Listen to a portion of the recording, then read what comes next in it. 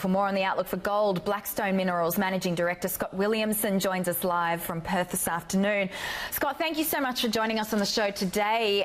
Just starting off with gold prices, we know that they're sort of tracking around these sort of 6-month highs. I guess the concerns about a global economic slowdown have gripped markets recently, and that's seen this move into some of those safe haven assets. Do you sort of get the sense that gold prices have been behaving as you would have expected during this period of increased volatility? Yeah, thanks, Leanne. Thanks for having me. Yeah, we think this is as expected. Obviously, the safe haven demand it has sort of caused this recent increase. I think also the change in sort of more dovish tone from the Fed in the last meeting, and I think this potential reversal of the interest rate strategy from the Fed may also be the reason for this current sort of increase in the gold price. So yeah, this is as expected. The Australian dollar gold all-time new highs. So it's always good to wake up in the Christmas New Year period and see all-time highs on the Australian dollar, because that really drives the sentiment for the whole resources space and particularly small explorers like Blackstone Minerals. Yeah, I want to ask you about some of your projects that you have ongoing at the moment. I'll ask you that in just a minute, but just the outlook for 2019 with some of these factors at play. As you say, I mean, currency is playing a large part of what's going on with gold prices, but then you have the US Fed, the slowdown in China. How do you think gold trades? What do you think the demand for gold will be like as we head into, well, we're certainly in the early part of 2019, but as we head through this year?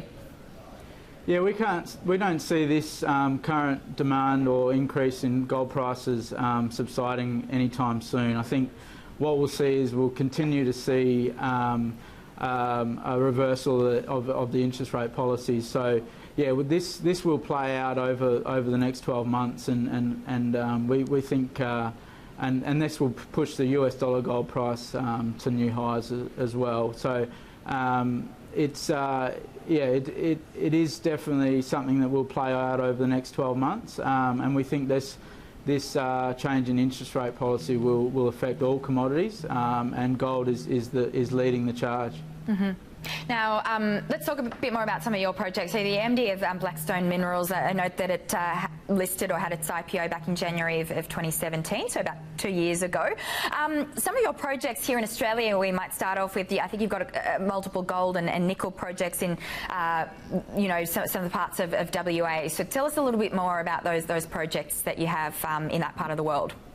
Yeah, so we listed on our West Australian assets, and particularly our nickel and gold near Kalgoorlie. So we have nickel sulphide targets, as well as some very strong gold targets near Kalgoorlie. So we're near the Northern Star's Kanowna Belle mine. So we're similar geology to that mine, but also to the Silver Swan mine, which is to the north of us. So yeah, we've got some potential there for nickel and gold. And then soon after the IPO, we went and we found a very exciting cobalt project in British Columbia in Canada. So we have exposure to the key battery metals of nickel and cobalt, as well as some very good gold targets, which are also very exciting, and we'll be testing in the next few months as well.